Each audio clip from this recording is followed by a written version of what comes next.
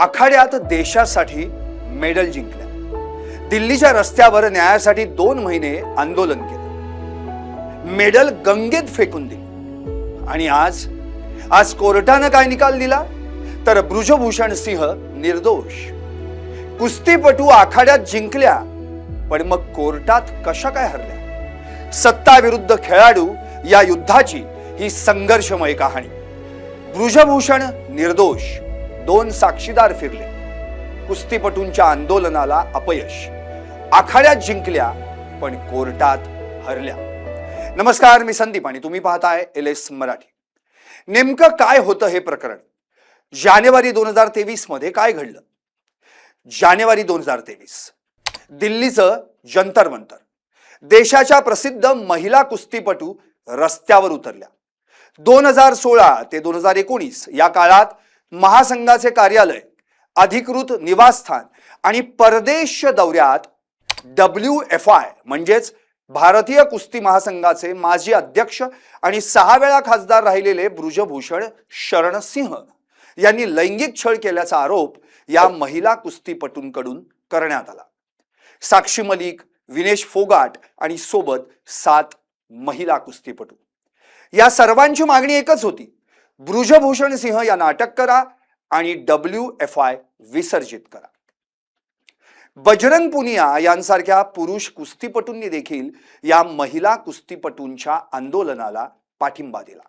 देशभरातून आवाज उठला, महिनोन महिने आंदोलन चाललं. शेवटी कुस्तीपटूंवर त्यांची मेडल्स गंगेत फेकण्याची वेळ आली.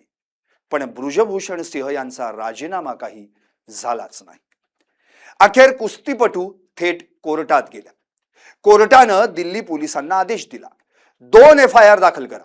एक अल्पवयीन कुस्तीपटू पॉक्सो अंतर्गत आणि दुसरी 6 प्रौढ महिला कुस्तीपटू IPC कलम 354, 354 अ, 354 ड अंतर्गत. पण इथंच ट्विस्ट आला. अल्पवयीन प्रकरणात दिल्ली पोलिसांनी क्लोजर रिपोर्ट दाखल केला आणि 26 मे 2025 रोजी कोर्टानं ब्रुजभूषण सिंह यांना पोक्सो मधून निर्दोष मुक्त केलं. म्हणजे ब्रुजभूषण सिंह यांच्यावरील सगळ्यात मोठा आरोप आधीच संपला होता. आज त्या उरलेल्या 6 प्रौढ महिला कुस्तीपटूंच्या प्रकरणाचाही निकाल लागला आणि त्यातही ब्रुजभूषण सिंह निर्दोष सुटले. आज निकाल लागला तो 6 प्रौढ महिला कुस्तीपटूंच्या प्रकरणावर. दिल्लीच्या राऊस एव्हेन्यू न्यायालयानं हा निकाल दिला. निकाल काय लागला तर ब्रुजभूषण शरण सिंह आणि WFI चे माजी सचिव विनोद तोमर निर्दोष. प्रॉसिक्युशन आरोप सिद्ध करण्यास अपयशी असं कोर्टाचं म्हणणं ठरलं.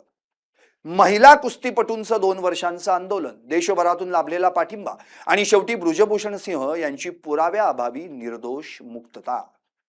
या खटल्याचा सगळ्यात मोठा टर्निंग पॉइंट काय ठरला तेही सांगतो.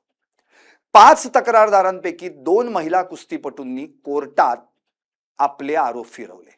म्हणजे त्या आंदोलनात जे बोलल्या ते कोर्टात बोलल्या नाहीत. त्यामुळे खटला फक्त 3 महिलांच्या जमानीवर चालला. कोर्टासमोर 44 साक्षीदारांची यादी होती पण फक्त 32 जणांनी साक्ष दिली. लैंगिक छळाच्या केसमध्ये व्हिडिओ पुरावा नसतो, फक्त जबानी असते. पण जबानीच डळमळीत झाली, मग निकाल तरी काय लागणार? या निकालानंतर कुस्तीपटू विनेश फोगाट आणि ब्रुजभूषण सिंह यांनी काय प्रतिक्रिया दिल्या पाहूया. महिला कुस्तीपटूंनी केलेल्या लैंगिक अत्याचाराच्या आरोपांबाबत न्यायालयानं ब्रुजभूषण शरण सिंह यांना दोषी न ठरवल्यानं आम्हाला अत्यंत दुःख झालंय.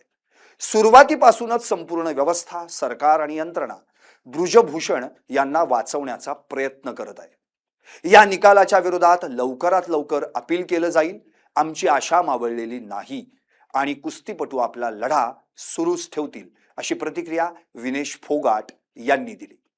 न्यायालयाच्या या निर्णयानंतर ब्रुजभूषण सिंह यांनी ही प्रतिक्रिया दिली. आरोप झाल्यानंतर मी पहिल्याच दिवशी म्हणालो होतो की जर कोणताही आरोप सिद्ध झाला किंवा तसा निकाल लागला तर मी स्वतःला फाशी लावून घेईन.